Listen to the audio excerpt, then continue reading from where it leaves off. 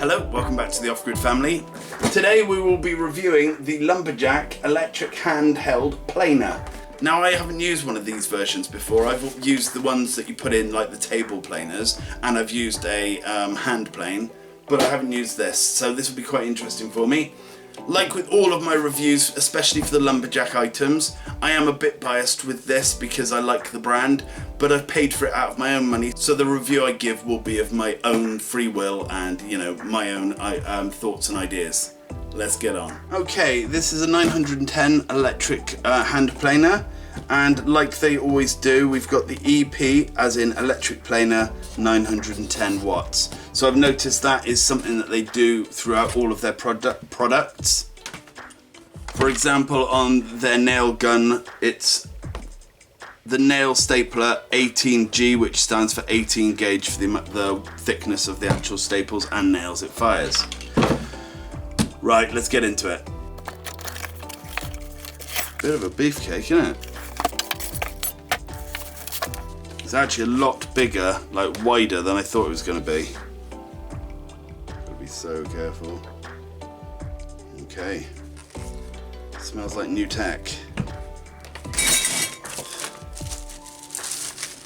As always, I'll have a quick read of this and be back. Right, these are the bits and bobs you get with it. You've obviously got yourself a little dust collector thing, which, you know, you can put your extractor into there if you have one. I do not, unfortunately. And then you've got these various bits and bobs, which I'm going to slowly work out where they go and hopefully connect this up properly. As I say, I haven't used one of these before, so I am referring to the old manual. Right, well, I said this in previous videos from any of the Lumberjack stuff. They've got good-ish manuals, but they're not fantastic. And this one's no different. The pictures are always tiny, tiny, tiny in black and white. That is the best I could get a view of something, and it made no sense to me.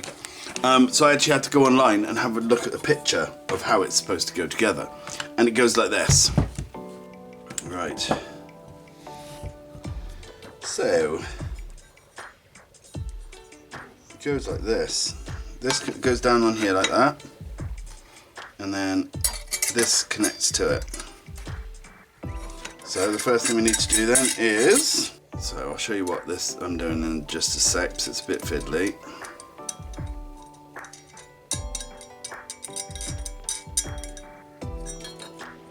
So like that. So this bit can now move up and down.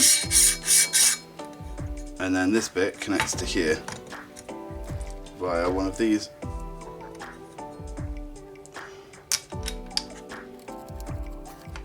2 hours later. Why does it have to be so long? Still going. Give me about 2 more weeks. There you go. So then you've got this side doer, but that just seems wrong. I can't imagine that's right. I'm going to have another look at that in a minute. It just doesn't seem right to me. 1 second. Okay, apparently that's how it goes. I will investigate that in a minute. On the other side, let's wind this in a bit. See, because I can't imagine that's going to be any good for your blade if you accidentally decide to go over that. But maybe that worked as a secondary guard, I suppose. Maybe, don't know. Right, now this one, straightforward, goes like that. What either of them do, I've got no idea at the moment.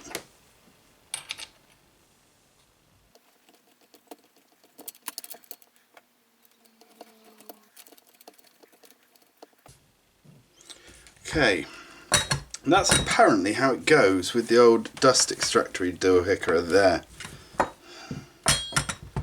But I'm going to just do a bit of research and make 100% sure. Right, after looking over a few photos, I can't find anywhere online that tells you how to put this together, so that is one of the real negatives with this specific file. There's a lot about the reading side of things, as in I've read a lot of it that does sort of explain, but the picture wise, you know, some people just totally rely on the pictures, and I always try and start off by just looking at the pictures and then going from there. If you can set it all up just from pictures, then it's accessible to everyone, if you know what I mean. But there's a lot more reading than there is pictures to go with this, which was a bit of a disappointment. But also something I noticed was it doesn't come with a separate set of brushes. Normally they come with a spare set, but this one didn't. But let's have a go, let's see how well it works, and, well, we'll just review it, shall we?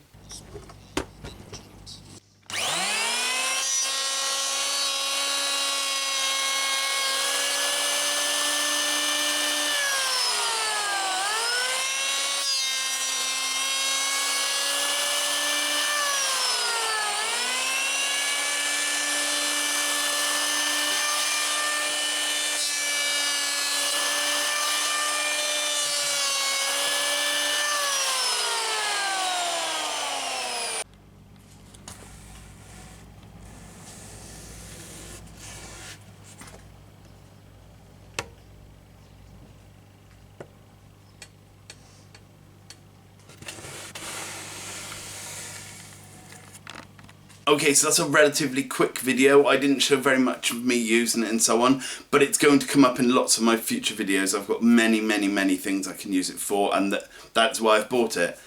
So you will get to see me use it, but with most of their stuff, it tends to be good quality that lasts for a long time. All Lumberjack tools come with very good sort of after-sale support, so I'm not very worried about anything going wrong, etc. But it does what it's supposed to. Literally, it was so smooth after I'd finished, just a very quick go.